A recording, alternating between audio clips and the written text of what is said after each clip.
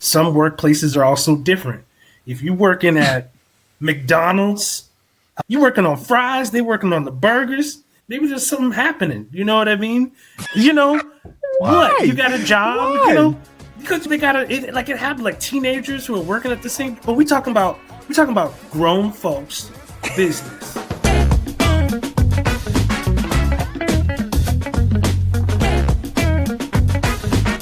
Are you ready for this? Are you ready? Oh Lord.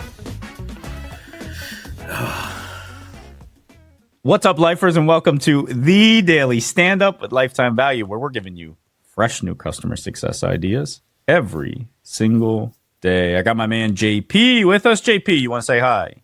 About to get real juicy today.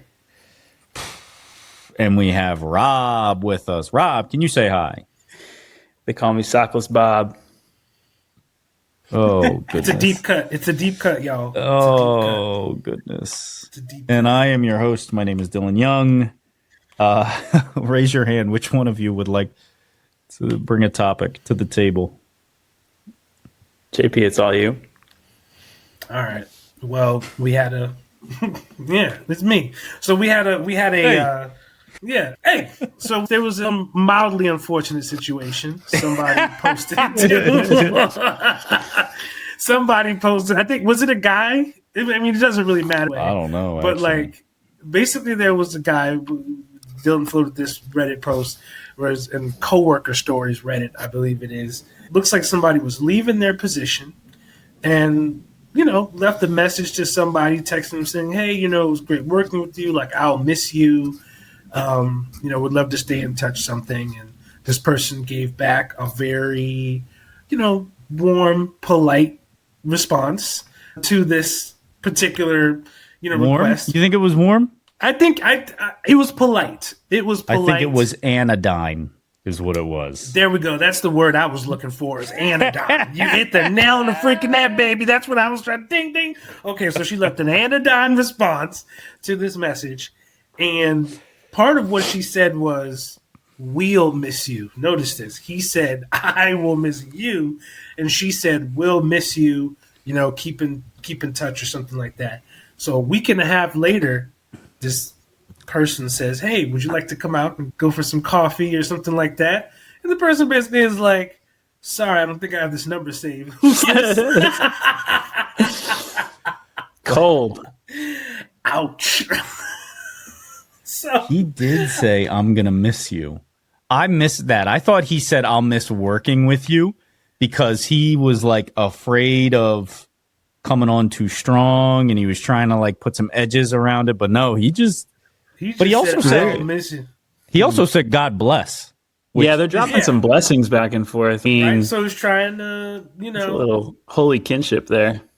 So here we go. We have a situation where, and it didn't say whether this person was romantically interested in the other person, by the way. There was nothing in there. I think it just made me think about boundaries in general around work. The boundaries that we have with our coworkers, boundaries we have with our customers, the boundaries that we have between work and like our lives, so our professional and personal boundaries. That would be interesting to take on. But I mean, we can also get spicy with it and talk about, I like the way romance you at work. expanded the borders Yeah.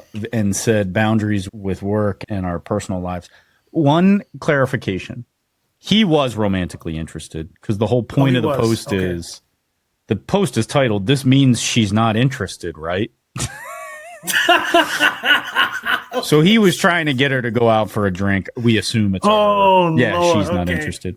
And I think we should clarify this by saying not one of the three of us condones this sort of behavior. It is just sort of like devastatingly awkward and funny for that reason. That's why we're bringing it up. And I originally shared this with you guys as like this is funny because I'm a gross Reddit dweller. And so I came across this and shared it with you guys. And JP, you're the one that suggested like, oh, it's actually an interesting commentary on the way we view boundaries. So we figured we'd discuss it. JP, what's your initial question around this? Or what does it make you think of as it relates to boundaries? So one thing that popped up in my mind, for example, is how the remote quality of a lot of work. Sometimes people do a hybrid or they are still working like on site with one another. And history tells us a lot of people do actually end up meeting a partner at work. It's also one of those things that people usually advised against, but now that dating apps are super popular, right? That's another thing. But now it's sort of more of okay, like you spend a lot of time with these folks. You get to talk with them, on a sometimes almost a daily basis. Some people are single out here, Some people, they in something, but they want to get into something else too. There's all sorts of stuff abound.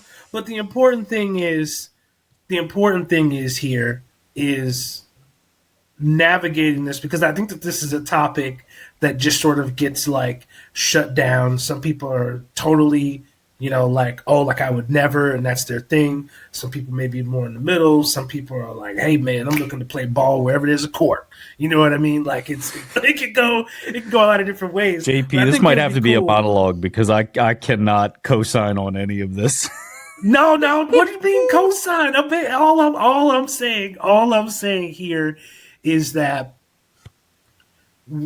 even if the boundary is as simple as you're not as good of a friend with your coworker as you think you are. Have you ever worked with someone where, especially in the remote world, maybe you think that you're a little bit closer with a coworker than you really are, and you're not? And then you may find out. I've been let go from jobs and been in the middle of friendly conversations with coworkers on text, and then legit never talk to them again when I left a job. That's so opposite of me. No, it wasn't my choice. Like I would say like, oh hey, like I'll miss working with you. Not creepy like this guy. And never even get a response. With you. God bless. And never get a response I'll back. sniff your hair doll. Oh, Rob, please share what you was going to share. I was going to share something a little bit more academic, of course. I mean, look, I think The Office did more damage for workplace relationships. Yeah. Not always a Jim and Pam story. I'm thinking about... So it's interesting though, right? Like I think about organizational dynamics all the time. You guys know this in organizational psychology. I got your organizational dynamics, baby. I think it's called structural family therapy I was learning about recently. It's like this family therapy that's based around like coalitions and boundaries within family dynamics. I actually think I've heard of this one. Yeah, and it's actually like it's very insightful. And I think the same principles apply when it comes to workplace dynamics too, right?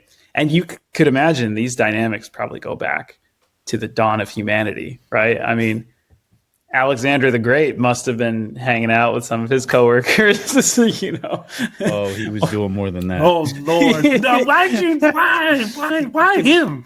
I don't know. I just picked an ancient person. Might as well pick Caligula. All right. Confucius. I don't know. I mean, pick a random. That's good. But I think the key is like being aware of. Sometimes these things are going to happen, but I think a key is like being aware of power dynamics. That's a big element. There we go. That's where things can get really messy, like a superior and their direct report. This case is kind of interesting with this poor dude who just seems to be having an awkward interaction. Like he's gone from the job. So those power dynamics have, I would say, structurally they've left, but the residue of them, the impact of them is still kind of there, This is all so weird, though. The way it's phrased in this message is, I resigned at blah, blah, blah. Today is my last day. I just wanted to say thanks for everything.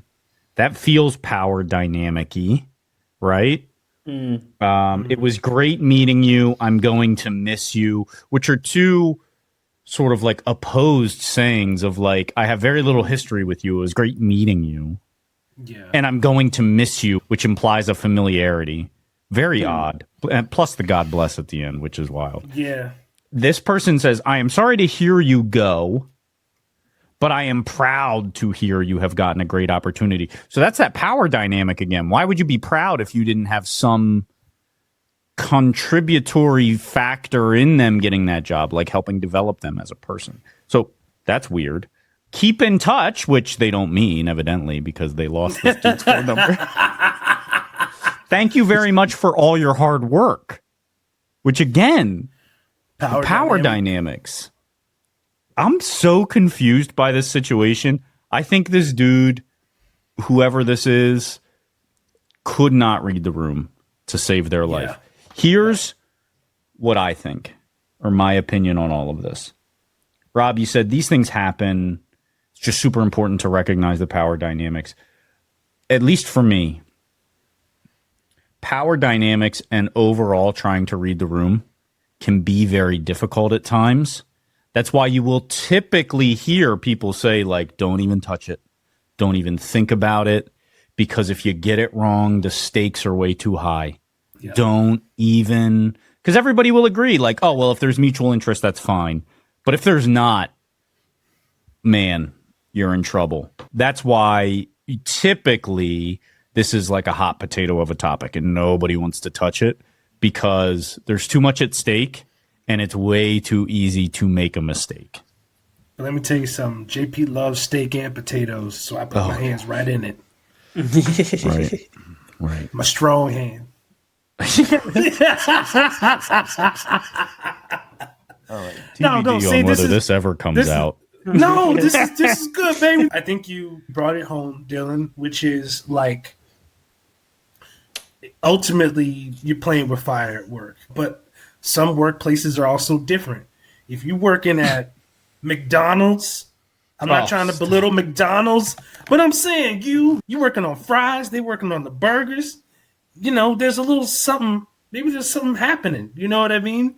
You got a job, Why? you know, because, you know, they got it happened like teenagers who are working at the same, like, of course, but we're talking about grown folks business. We're talking about grown folks business. We don't know that. We're talking about practice. Yeah, this guy could have resigned from McDonald's. Who knows? That's true. He could have, and she could have been like proud of all the work you did on the fries. That's true. Boys, that's our time. McDonald's. I'm loving it.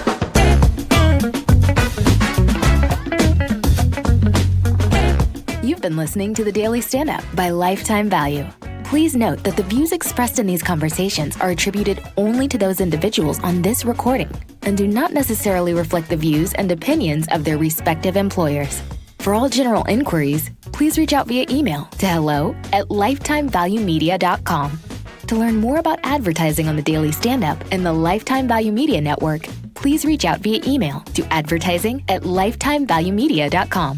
Find us on YouTube at Lifetime Value and find us on the socials at Lifetime Value Media. Until next time.